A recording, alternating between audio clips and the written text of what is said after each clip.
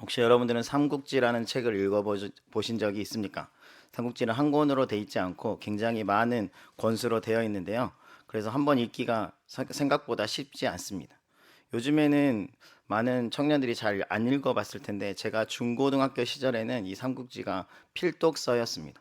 지금 이렇게 고개를 끄덕이신 분들은 저와 비슷한 시대를 사셨던 분 같습니다. 워낙 이 책의 분량이 방대하다 보니까 등장인물도 한두 명이 아닙니다. 거의 등장인물만 세도 책 한 권을 쓸 수 있을 정도로 굉장히 많은 등장인물이 나오고 나중엔 도대체 누가 누군지를 몰라서 중도에 하차하시는 분도 많습니다. 삼국지에 등장하는 수많은 등장인물 중에서 충성된 사람을 뽑자면 또 그 또한 굉장히 어려운데 너무나 많다 보니 그래도 빠지지 않고 등장하는 인물이 있으니 그 사람의 이름이 조자룡입니다. 조자룡은 사실 삼국지 안에서 많은 파트를 차지하고 있지는 않습니다. 뭔가 특별한 막 두각을 나타내는 행적을 그리 많이 하지는 않았습니다. 활약상이 돋보이지는 않지만 충성됨에 있어서는 굉장히 두드러진 특징을 보이는 인물입니다. 그의 충성됨과 관련된 에피소드 하나를 들려주겠습니다. 적군인 조조 군대가 쳐들어왔을 때 조자룡은 자신의 주군인 유비의 가족을 적군으로부터 지켜야 되는 임무를 부여받았습니다. 나머지 유비의 장수들은 조조의 군대와 싸워야 했기 때문입니다. 그런데 적군이 워낙 많다 보니 이제 그 군사들이 넘어서 유비의 가족이 있는, 다시 말해서 조자룡과 조자룡의 군사가 있는 데까지 쳐들어오게 됩니다. 그런데 그들은 소수의 병력으로 그곳에 있었기 때문에 이들을 막아내는 것이 결코 쉽지 않았습니다. 그리고 여인들도 있었고 아이도 있었기 때문에 이들을 지켜내는 것이 결코 쉽지 않았다는 겁니다. 심지어 이 와중에서 조자랑이 싸우는 가운데 유비의 어린 아들인 아두를 잃어버리게 됩니다. 우여곡절 속에 그 전쟁터에 홀로 남겨진 정말 조그만한 아이였던 아두를 발견하고 조자령이 자신의 갑옷에 그 아이를 품습니다. 그리고 적군들에게 둘러싸인 상황에서 적군들에게 자신의 앞을 지금부터 가로막는 적들은 모두 죽이겠다고 선포합니다. 그리고 그 적군들을 뚫어내기 시작하는데 혈혈단신으로 온몸이 피투성이가 되도록 적진을 빠져나와서 다행히 무사히 유비에게로 돌아옵니다. 물론 본인은 만신창이가 되어 있었지만 그 아이를 적들이 아닌 자신의 품에 갑옷 안에 넣었기 때문에 아이는 무사했습니다. 그리고 그 아들을 유비에게 전달합니다. 그런데 유비가 하나도 기뻐하지 않습니다. 심지어 자신이 아들인 그 아두를 땅바닥에다 던집니다. 주변 사람들이 깜짝 놀라 하는데 그때 유비가 이 아들 때문에 자신의 가장 귀한 장수를 잃어버릴 뻔했다고 말합니다. 조자룡은 그런 유비의 그 모습에 감동해서 더 충성을 다짐합니다. 이와 유사한 이야기가 성경에 등장합니다. 그 주인공은 다윗의 용사들입니다. 그런데 그 주인공이 한 명이 아니라 세 명입니다. 사실 다윗에게는 굉장히 용맹스러운 장군들이 엄청 많이 포진되어 있었습니다. 그들이 전장을 누비면서 수많은 승리를 얻었습니다. 다윗의 장수였던 분하야는 눈이 오는 날에 구덩이 안에 빠진 사자를 가서 잡아서 쳐 죽였던 사람입니다. 또 우리가 잘 알고 있는 요압의 아우 아비새는 자신의 창으로 적을 300명이나 죽인 사람입니다. 이들도 싸움을 좀 잘하기로 유명한 사람들인데 그들의 용맹함이 하늘을 뚫는 것 같지만 이런 용사들은 다윗의 3대장, 다시 말해 다윗의 탑3 3명의 장수에 비해서는 비교가 안 된다고 성경은 기록하고 있습니다. 도대체 다윗의 3대장은 도대체 누구길래 얼마나 용맹하길래 눈 내리는 날 사자를 죽인 자나 한 번에 300명을 창으로 죽인 자를 능가할까요? 다윗의 첫 번째 3대장은 다그먼 사람 요셉 바세베입니다. 그는 한 번에 800명을 쳐 죽인 사람입니다. 아빗의 300명은 어디 명함도 내밀지 못합니다. 두 번째 다윗의 3대장은 도대의 아들 엘르아살입니다. 제가 성경에서 예수님 다음으로 좋아하는 인물인데요. 그는 블레셋이 쳐들어왔을 때 그 밭을 지키기 위해서 자기 손에 칼이 자기 손에 붙도록 싸워서 큰 승리를 얻었는데 하나님의 도우심으로 큰 승리를 얻게 됩니다. 다윗의 세 번째 3대장은 아게의 아들 삼마입니다.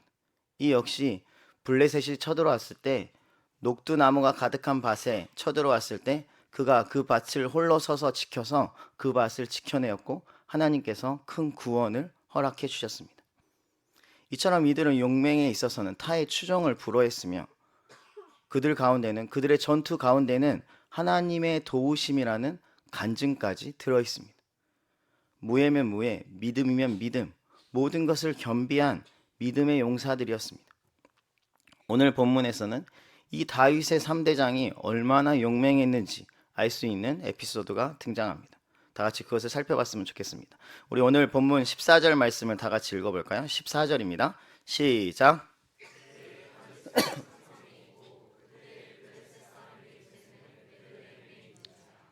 아멘. 14절에 나오는 그때와 그 산성이라는 장소가 정확히 언제 또 어디인지는 성경에서 말하지 않기 때문에 구체적으로는 알 수는 없지만 현재 확실한 것은 현재 다윗의 군대와 블레셋 군대가 대치 중에 있고, 다시 말해 전쟁 중에 있고, 지금 블레셋 군대는 확실히 어디에 있는지가 나와 있습니다. 베들레헴에. 그러면 다윗의 군대는 이 베들레헴이 보이는 어느 산성에 위치해 있는 것은 확실합니다. 그래서 베들레헴이 보이는 산성을 쭉 찾아본 결과 아무래도 예루살렘이 베들레헴에서 굉장히 가깝기 때문에 다윗은 예루살렘에 있지 않았을까 하는 신학자들의 추측이 있습니다. 어쨌든 어디에 있든지 간에 지금 베들레헴이 보이는 위치의 산성에 다윗의 군대가 주둔하고 있고, 그 다음 베들레헴에는 블레셋 군대가 주둔하고 있습니다. 추수할 시기가 되자 블레셋 군대는 마치 자신의 앞마당으로 오듯이 지금 이스라엘 백성들이 살고 있는 그곳에 와서 그들의 곡식을 약탈하기 위해서 찾아온 겁니다. 자신들은 손 하나 까딱하지 않고 농사도 안 짓고 이스라엘 백성들이 다 짓고 나면 그때 그 곡식을 빼앗기 위해서 오는 강도와 같습니다. 그래서 다윗의 3대장들은 그런 블레셋을 잘 알기 때문에 항상 언제든지 함께든 아니면 홀로든 그 블레셋 사람들이 이스라엘의 밭을, 다시 말해 곡식을 못 뺏어가도록 늘 막아서 싸웠던 사람들입니다. 그들의 용맹함으로 인해 이스라엘 백성들이 굶어 죽지 않았습니다. 그런데 또다시 블레셋이 쳐들어옵니다. 또 곡식을 가져가기 위해서입니다. 블레셋 군대는 지금 베들레헴에 주둔해 있습니다. 그런데 다윗에게 있어서 이 베들레헴은 좀 특별한 장소입니다. 왜냐하면 그의 고향이기 때문입니다. 그가 어려서부터 먹고 자랐고 친구들과 뛰어놀았던 그 장소가 베들레헴입니다. 아버지의 양떼를 쳤던 곳도 베들레헴입니다. 그 골목, 그 들판 누구보다 잘 알고 있습니다. 그 장소가 이제 블레셋의 수중에 들어가게 된 겁니다. 그 모습을 지켜보던 다윗이 푸념처럼 한마디를 내뱉습니다. 베들레헴 성문 옆에 있는 그 우물물, 정말 맛있었는데 그 우물물 한번 먹고 싶다.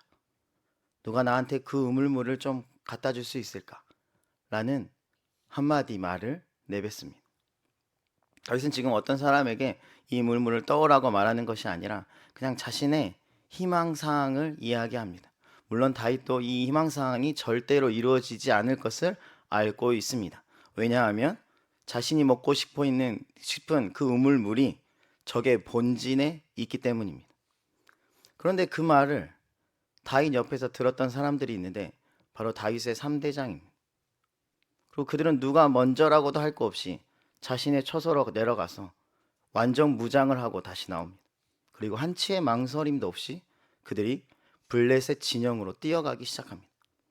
블레셋 입장에서도 굉장히 당황스러웠을 겁니다. 저 멀리서부터 3명이 뛰어오기 시작하는데 더 많은 군사가 올 거라고 준비하고 있었는데 계속 3명만 뛰어오고 결국 도착도 3명만 하고 그 3명이 적을 무찌르기 시작합니다. 그런데 이 3명이 아까 말씀드린 대로 굉장히 용맹하고 싸움을 잘하기 때문에 고작 3명이라고 생각했는데 파죽지세로 적진을 뚫기 시작합니다. 그리고 어느새 우물물결까지 들어오게 됩니다. 지금 베들레헴은 적의 블레셋의 본진입니다. 가장 많은 군사들이 있고 가장 강력한 화력이 주둔되어 있는 곳이 이 베들레헴이었다는 겁니다. 원래 이 3명이 뛰어들어가는 것은 거의 자살행위나 같은 행동인데 이들이 너무 싸움을 잘하다 보니 그냥 어느새 다윗이 말한 그 성벽 옆에 있는 우물가까지 도착해 버린 겁니다. 이것만으로 충분히 대단한데 그 다음이 더 문제입니다. 그 당시에는 이렇게 지금처럼 수도꼭지를 틀면 물이 줄줄줄 나오는, 콸콸콸 나오는 그런 시스템이 아니라 우물을 길어야 합니다. 여러분 우물을 길어 보셨습니까? 우물을 길려면 그 큰 바구니 같은 걸 아래로 내린 다음에 다시 또 그것을 끌어올려야 해서 그걸 또 그 주머니 같은 데 또 담아야 되는 굉장히 번거로운 작업을 또 굉장히 오랜 시간이 필요합니다. 결국 우물물을 길기 위해서는 3명의 용사 중에 1명은 우물물만 기르고 있어야 됩니다. 3명이 갔는데 이제 1명은 싸움을 못합니다. 2명이서 이 모든 적군을 막아내야 합니다. 전투력이 급속히 낮아진 겁니다. 그런데 그들이 또 그 어려운 일을 합니다. 그들이 물을 또 떴습니다. 문제는 이게 끝이 아니라는 겁니다. 어떻게 2명이 적을 막아냈고 어떻게 1명이 물을 떴는데, 문제는 이제 이 물을 가지고 다시 적진을 뚫고 나와야 됩니다. 이미 포위가 다 됐겠죠. 적은 3명인데 여기는 블레셋 본진이기 때문에 이미 그들을 다 둘러쌌을 겁니다. 이제 그들을 죽일 일만 남았습니다. 그리고 처음에 올 때는 어떻게 힘이라도 있어서 기세라도 있어서 뚫고 들어왔지만, 하도 많은 사람들과 싸웠으니 그들이 무슨 헐크도 아니고 얼마나 많은 체력을 소진했으며 그들의 온몸은 얼마나 피투성이가 됐겠습니까? 이제 그 와중에 다시 한번 적진을 똑같이 뚫고 나가야 되는 난제가 남았습니다. 또다시 큰 전투를 해야 한다는 겁니다. 근데 이들이 누구입니까? 다윗의 용사들 중에도 3대장입니다. 또 그 어려운 일을 해내서 또 뚫고 나갑니다. 그리고 불가능한 땐 전투를 무사히 치르고 다윗이 있는 그 산성, 뭐 예루살렘이면 그 예루살렘 산성까지 도착합니다. 블레셋 입장에서는 굉장히 당황스러웠을 겁니다. 3명이 쳐들어왔는데, 고작 3명이 쳐들어왔는데 그 3명을 막아내지 못하고, 또 그들이 떠간 거는 고작 물인데 그것도 막아내지 못하고 또 그들을 보내줬습니다. 심지어 블레셋 군대는 참담하게 패하고 큰 피해를 입었습니다. 마치 무슨 큰 토네이도 3개가 들어와서 적군을 완전히 흩어버리고 지나간 듯한 그런 형국입니다. 이것을 보아서도 이 3대장이 얼마나 용맹스러운지, 얼마나 싸움을 잘하는지 알 수 있습니다. 그렇게 세 용사는 다윗이 원하고 바라였던 그 물을, 베들레헴 생수를 떠와서 기쁜 마음으로 다윗에게, 자신의 주군에게 전해줍니다. 이들은 싸움도 잘했지만 사실 이들이 가지고 있는 또 하나의 장점은 자신의 주군에게 정말 충성스러운 사람이었습니다. 여러분, 충성이 무엇일까요? 충성은 군대의 인사용 멘트가 아닙니다. 충성을 여러 가지로 정의할 수 있습니다. 저는 오늘 충성의 정의를 리더의 마음을 잘 헤아릴 줄 아는 것이라고 정의하고 싶습니다. 지금 다윗의 세 용사는 단순히 싸움만 잘한 것이 아니라 다윗이 정말로 그것을 먹고 싶다고 하니까 자기의 목숨을 걸고 그것을 가지고 왔습니다.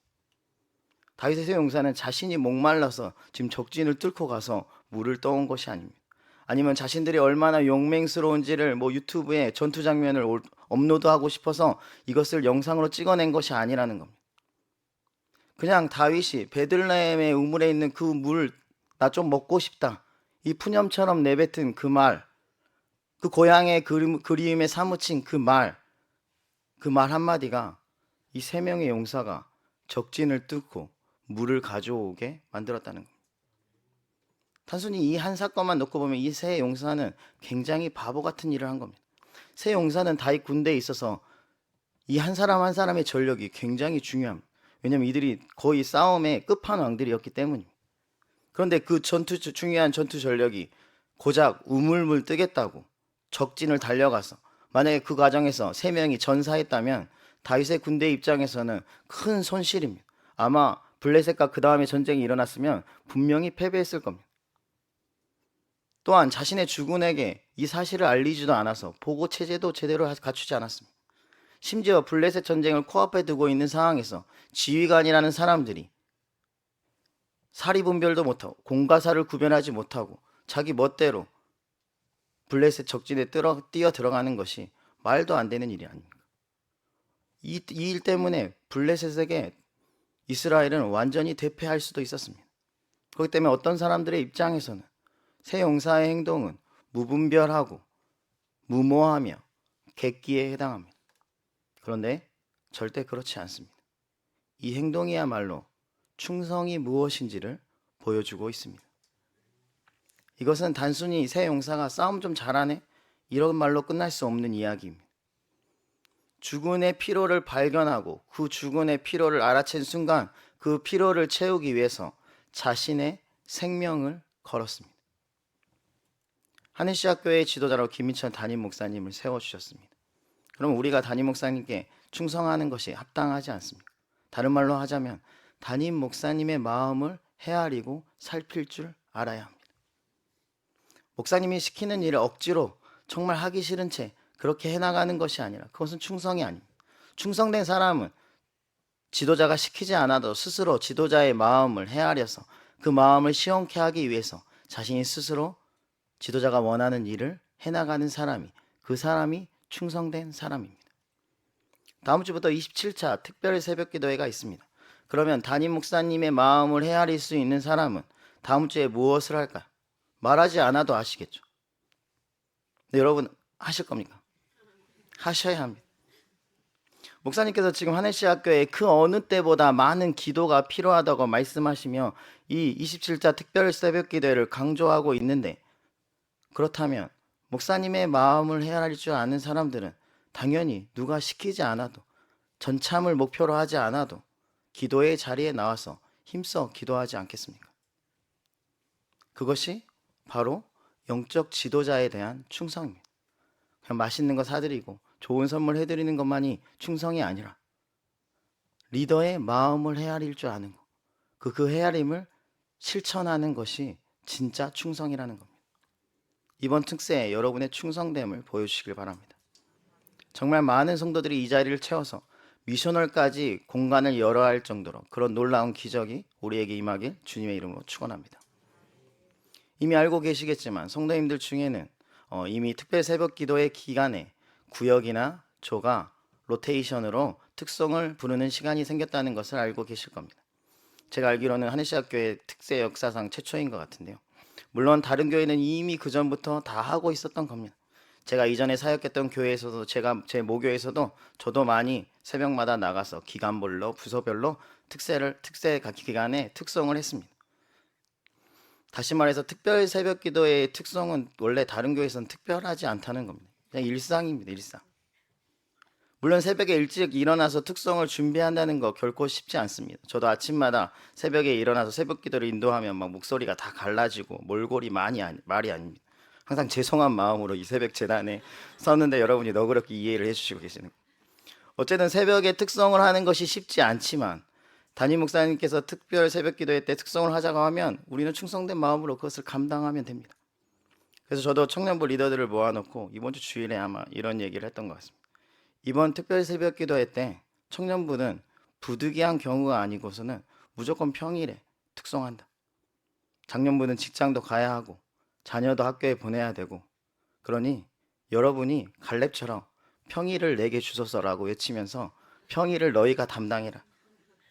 담임 목사님께서 청년부 수련회에도 와주신 것도 감사한데 말씀도 전해주시면서 우리에게 은혜를 주셨는데 목사님의 마음을 좀 시원케 하는 청년들이 되어야 되지 않겠냐 하면서 우리가 그 특성의 자리, 새벽의 기도의 자리를 지키자고 이야기했습니다. 정평일에 특성할 사람들이 없으면 그냥 리더 10명이 그냥 너희가 해라 라고 했습니다. 심지어 곡도 정했습니다. 다시 일어나. 그래서 다른 조들은 특세 특성공으로 이 곡을 금지령 내렸습니다. 이 곡은 언제든지 리더들이 해야 되기 때문에. 하여튼 그런데 많은 팀들이, 많은 구역들이 신청해서 저희가 안 해도 돼서 다행이라고 생각합니다. 충성이 무엇일까요? 지도자 앞에서 아부하는 것이 충성입니까? 아니요. 충성은 리더의 마음을 헤아려서 그 마음을 기쁘게 하는 겁니다. 그리고 이 충성은 단지 사람에게만 하는 것이 아닙니다.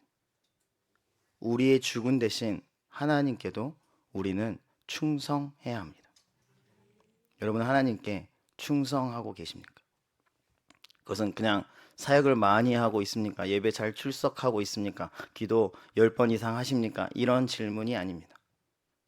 여러분이 하나님께 충성하기 위해서는 여러분이 먼저 해야 할 일이 있는데 그것은 하나님의 마음을 헤아릴 수 있어야 합니다. 하나님의 마음을 모른 채 무조건 열정만 가지고 일한다고 하나님이 기뻐하시는 것이 아닙니다. 오히려 그런 사람은 하나님을 근심케 할 때가 많습니다. 예를 들어볼까요? 대표적인 예가 사울입니다. 사울은 유대교에 굉장한 열심을 가졌습니다. 그리고 사울은 그것이 하나님의 뜻이며 하나님의 기쁨이라고 생각했습니다. 물론 착각이었습니다. 그런 사울은 스데반 지사님이 순교할 때도 그 옆에서 그는 당연히 죽어야 한다고 생각했습니다. 그는 기독교 신자들을 닥치는 대로 잡고 위협하고 감옥에 갇히게 하고 심지어 그들을 죽이는 데도 앞장섰습니다. 이 역시 하나님을 위한 이 일이라고 착각했습니다. 다시 말해서 하나님이 진짜 원하는 것이 무엇인지 모른 채 열심을 가지고 나아가자 하나님이 원하시는 일과 정반대되는 일을 하고 있었다는 겁니다. 어쩌면 우리도 하나님을 위한 열심만 가지고 있다면 사울과 같은 삶을 살 수 있습니다. 무언가를 굉장히 열심히 하고 있는데, 교회 일도 열심히 하고 뭔가 막 열심히 하고 있는데 정작 하나님의 마음을 인지하지 못한다면, 하나님의 뜻과 무관하다면 어쩌면 나의 시간과 에너지를 하나님이 기쁘시지 않는데 오히려 하나님을 근심하게 하는데 사용하고 있을 수도 있다는 겁니다. 그래서 우리는 먼저 우리의 열심을 먼저 드러내기 전에 하나님이 진짜 무엇을 원하시는지 그 마음을 헤아릴 수 있어야 합니다. 그것이 하나님의 마음을 깨닫고 나아가는 과정이기 때문입니다. 사울 역시 다메섹에서 예수님을 인격적으로 만난 다음에 예수님의 음성을 듣고 예수님의 말씀을 듣고 진정으로 자신을 향한 하나님의 부르심이 무엇인지 깨닫게 됩니다. 다시 말해서 사울은 하나님을 자신을 향한 온전한 뜻을 발견하고 나서 제대로 된 방향성을 가지게 된 겁니다. 오늘 수영자매가 말한 것처럼 삶의 방향성이 제대로 잡히게 된 겁니다. 그러자 자신의 열심을 그 위에 수반하면서 사역을 시작하자 수많은 교회를 세우는 선교사, 많은 사람에게 복음을 전하는 전도자가 되어서 하나님께 기이 쓰임 받게 된 겁니다. 그의 열심은 동일했습니다. 다만 방향성이 문제였습니다. 그런데 하나님의 마음을 헤아릴 줄 아니까, 하나님의 뜻을 깨닫게 되니까 올바른 길에 자신의 에너지와 자신의 열심을 사용하게 된 겁니다. 열심도 중요하지만 그보다 더 중요한 것은 하나님의 뜻입니다. 우리 또한 너무 열심만 강조하지 말고 그 전에 하나님이 나를 또는 하나님이 우리를 통해서 무엇을 원하시는지를 먼저 물어야 합니다. 다른 말로 하자면 하나님의 뜻을 구해야 한다는 겁니다. 무작정 열심히 한다고 다 좋은 것이 아닙니다. 그것을 발견한 이후에 우리의 열심을 사용해야 하나님의 나라의 일을 감당할 수 있습니다. 그러면 도대체 하나님의 뜻을, 하나님의 마음을 헤아리기 위해서 우리는 무엇을 해야 할까요? 우리는 반드시 성경을 읽어야 합니다. 무엇을 읽어야 한다고요? 맞습니다. 왜냐하면 이 성경 안에 하나님의 마음이 담겨져 있기 때문입니다. 말씀을 읽는 과정에서 우리는 하나님의 마음을 헤아리게 됩니다. 하나님이 무엇을 원하시는지, 하나님이 무엇을 싫어하시는지 이 말씀을 통해서 깨닫게 되는 시간이라는 겁니다. 그러니 여러분에게 말씀을 알아가는 기회가 주어졌을 때 적극적으로 참여하셔야 합니다. 그것이 하나님의 마음을 헤아리는 길이기 때문입니다. 이번에 우리 교회에서 성경 공부 1, 2단계가 동시에 개설이 됩니다. 말씀을 배우는 자리가 여러분에게 열리게 된다는 겁니다. 그 기회가 여러분에게 주어졌습니다. 그럼 여러분이 할 일은 무엇입니까? 그 자리에 참여하는 겁니다. 열심히 참여하는 겁니다. 그것이 하나님의 마음을 헤아리는 겁니다. 성경 공부뿐만 아니라 이제 곧 다시 성경 통독이 시작될 겁니다. 여러 성도님들이 성경 통독도 끝난 것 같은데 언제 시작하냐 문의가 들어오고 있습니다. 곧 시작할 겁니다. 그러면 지금까지 놓고 있던 매일 성경 읽는 그 습관을 다시 붙잡고 성경 통독을 시작하시길 바랍니다. 그것이 매일매일 하나님의 마음을 헤아리는 길입니다. 그리고 늘 여러분 곁을 지켜주고 있는 큐티 말씀을 혹시나 내려보셨다면 다시 시작해 보시길 바랍니다. 그렇게 성경 말씀을 통해서 하나님의 마음을 헤아려야 하나님의 뜻대로 살아갈 수 있습니다. 말씀을 통해서 하나님의 마음을 헤아릴 수 있는 우리 모두가 되기를 주님의 이름으로 축원합니다. 말씀을 가까이 함이 하나님에 대한 충성입니다. 또 하나 하나님의 마음을 헤아리기 위해서 우리가 해야 할 일은 기도입니다. 기도는 하나님과의 교제라고 부릅니다. 하나님이 내게 원하시는 것이 무엇일까? 물어봐야 하지 않겠습니까? 눈에 보이지 않는 하나님을 어떻게 여러분이 전화도 아니고 찾아갈 수도 없고 어떻게 물어보겠습니까? 그게 기도입니다. 하나님의 마음을 헤아리는 방법이 기도라는 겁니다. 다시 말해서 기도 없이 하나님의 뜻을 알 수 없습니다. 알 수 있다고 말하는 사람이 거짓말입니다. 하나님의 뜻을 진짜 알고 싶다면 반드시 기도해야 합니다. 하나님의 마음을 헤아리고 싶다면 여러분 반드시 기도해야 합니다. 그것이 충성된 사람입니다. 기도도 없는데 자신은 하나님께 충성하고 있다? 천만의 말씀입니다. 거짓말쟁이입니다. 여러분들 하나님께 충성하고 싶다면 반드시 기도하시길 바랍니다. 그런 의미에서 우리에게 좋은 기회가 또 열렸습니다. 다른 교회는 길어도 일주일인데 광고 홍보대사 같은데 어쨌든 일주일인데 우리 교회는 특별 새벽기도회 3주 동안 하니까 그러면 3주의 기회가 열렸습니다. 하나님의 마음을 헤아릴 수 있는 3주의 기간이 오픈되었다는 겁니다. 심지어 이 시간도 1부도 있고 2부도 있으니 1부에 놓쳤으면 2부 또 참석하면 됩니다. 내가 하나님께 충성하고 싶다고 입으로만 떠드는 것이 아니라 여러분이 그 기도의 자리를 지켜야 합니다. 그래야 진짜 충성할 수 있습니다. 그러니 여러분만 나오지 마시고 여러분의 주변에 있는 여러분의 조언이나 구역원들도 그 자리에 함께 나오시길 바랍니다. 함께 하나님께 한번 3주 동안 충성을 다해 보시길 바랍니다. 그리고 앞에서 말한 것처럼 이번 특별 새벽 기도회에는 구역별, 조별, 특성까지 있지 않습니까? 본인이 구역이나 본인의 조가 특성을 맡은 날을 내가 하나님께 충성할 수 있는 날로 잡으시면 됩니다. 하나님께 다른 성도들을 대표해서 기쁨의 찬양을 올려드리고 하나님의 마음을 헤아리는 기도를 우리 조원들이 다 함께 같이 모여 하는 그 충성된 날로 삼으시면 됩니다. 그래서 우리 모두가 이번 특별 새벽 기도를 통해 하나님께 충성하시길 바랍니다. 그리고 우리는 하나님의 마음을 아는 것에만 그치면 안 됩니다. 우리는 하나님의 마음 아는 지식 모으는 사람들이 아닙니다. 그 마음을 알았다면 이제 그 마음을 시원케 해드려야 합니다. 하나님의 마음을 알았다면 그때부터는 목숨을 걸고 그것을 이루어드리기 위해서 힘써 전진해야 합니다. 새 용사가 다윗의 소원을 옆에서 듣고 나서 그런가 보다 하고 끝낸 것이 아니라 자기의 목숨을 걸고 그 소원을 이루기 위해 적진을 향해 뛰어갔던 것을 기억하시길 바랍니다. 그들이 가져왔던 것은 굉장한 트로피나 굉장한 보검이 아니라 물 한 잔이었습니다. 물 한 잔인데도 자신의 죽음이 원한다면 자신의 목숨을 걸고 떠왔던 사람들이 충성된 사람입니다. 우리 눈에 하찮아 보이는 하나님이 원하시는 것이 그리 멋있어 보이지 않더라도 물 한 잔같이 보이더라도 그것을 위해서 힘써 싸울 때 하나님께서 우리에게 충성되었다라고 칭찬해 주실 겁니다. 우리도 하나님의 뜻을 발견했다면 그것으로 만족하지 마시고 정말 내 한 목숨을 다 바쳐서 하나님의 뜻을 이루겠다는 각오로 나아가시길 바랍니다. 이것이 하나님께 충성된 사람의 자세입니다. 잠언 25장 13절에 이런 말씀이 있습니다.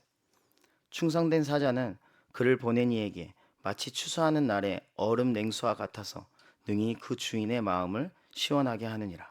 아멘. 충성된 조는 주인이 고된 일을 마치고 딱 돌아왔을 때 시원하게 마시는 얼음물과 같다는 겁니다. 주인의 마음을 시원케 한다는 겁니다. 반대로 게으르고 악한 종은 주인이 고된 노동을 하고 딱 왔는데 도저히 맞을 수 없는 뜨거운 물과 같은 존재라는 겁니다. 우리도 하나님의 종인데 여러분 하나님의 마음을 시원케 하고 있습니까?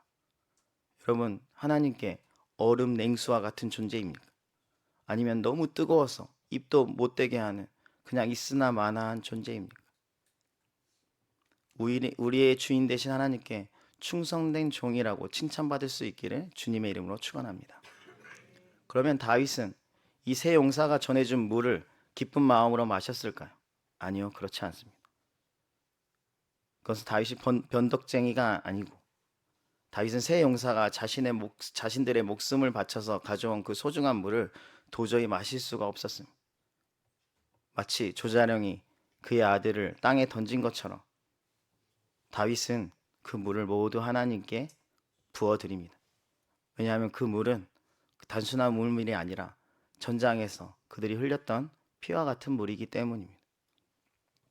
그래서 다윗은 결코 그 물을 마시지 않을 것이며 앞으로도 다시는 이런 일을 그들에게 시키지 않을 것이라고 다짐합니다. 다윗은 자신의 유익을 위해서 자신의 부하들을 이용해 먹는 사람이 아닙니다. 개인적인 필요를 위해서 부하들을 노예처럼 부려먹은 사람도 아닙니다. 자신의 부하들을 자신의 아들보다 더 아끼고 자신의 자식보다 더 아끼고 사랑하는 사람이었습니다. 세 용사들 역시 그 사랑을 알기에 그 주군에게 목숨을 바치는 겁니다. 그런데 우리를 다윗이 마치 자신의 부하를 사랑하듯이 우리를 사랑해 주는 분이 있으니 그분이 바로 우리의 하나님이십니다. 우리의 주군이 우리를 그렇게 사랑해 주고 계시다는 겁니다. 하나님이 우리를 구원해 주신 것은 우리를 노예로 써먹기 위함이 아닙니다. 우리를 자녀 삼아 주시기 위함입니다. 그래서 그것을 십자가로 증명해 내셨습니다. 하나님이 우리를 얼마나 사랑하는지 자신의 하나뿐인 아들을 이 땅에 보내셔서 그 십자가에서 처절히 찢김을 당하면서도 우리를 구원하기 위해서 예수님이 온갖 피를 다 쏟으시면서 우리를 구원해 주셨습니다. 하나님이 그만큼 우리를 사랑해 주고 계십니다. 이미 우리는 하나님께 그런 사랑을 받은 존재들입니다. 그러니 우리는 하나님의 노예라서 충성하는 것이 아니라 하나님이 우리를 사랑하셨기 때문에 이미 그 사랑을 받았기 때문에 하나님께 충성하는 겁니다. 하나님을 향한 자발적인 충성이 우리 안에 있어야 합니다. 그게 없다면 우리는 지금 구원의 은혜를 잃어버린 겁니다. 다윗의 세 용사도 다윗의 명령이 아니라 다윗이 자신을 얼마나 사랑하는지 알기 때문에 그 사랑을 알기에 자기의 목숨을 걸고 자발적으로 충성한 겁니다. 이제 우리가 하나님을 위해서 억지로가 아닌 기쁨으로 충성해야 하지 않겠습니까? 혹시나 하나님을 향한 충성이 나에게 어느새 무거운 짐이 되었다면 다시 한번 하나님을 향한 그 구원의 은혜를 회복하시고 기쁨으로 충성하시길 바랍니다. 저 또한 예수님을 인격적으로 만난 후에 그 십자가의 사랑을 알고 나서 내 인생을 주님께 드리기로 결단했습니다. 근데 그것은 누구의 강요가 아니라 자발적인 저의 반응이었습니다. 진짜 여러분들이 하나님과 하나님의 사랑과 은혜를 경험했다면 당연스럽게 따라오는 것이 여러분의 충성입니다. 누가 시켜서가 아닙니다. 청년부가 은혜를 받았다면 청년들이 당연히 하나님께 자발적인 충성을 하는 겁니다. 제가 충성해라 하는 것이 아니고 스스로 그렇게 하는 겁니다. 이제 곧 시작될 성경 공부, 특별 새벽 기도회, 그리고 노방전도가 여러분에게 무거운 짐이 되지 않기를 바랍니다. 그러기 위해서는 여러분에게 그 구원의 은혜가 회복돼야 합니다. 하나님이 나를 얼마나 사랑해 주셨는지를 깨닫게 되면 여러분들은 자발적으로 하나님께 충성하게 됩니다. 하나님의 마음을 헤아리고 싶어집니다. 그것을 위해서 여러분이 더 말씀을 가까이 하고 더 기도의 자리에 나오게 됩니다. 그렇게 충성함으로 하나님의 기쁨이 되시길 바랍니다.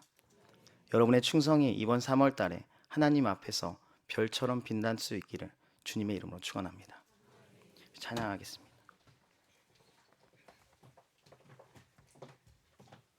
너 어디 가든지 같이 찬양하도록 하겠습니다.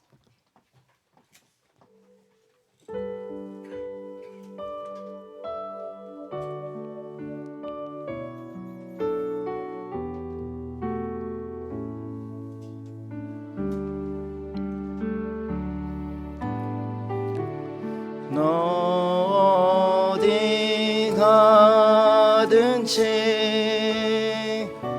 순종하라.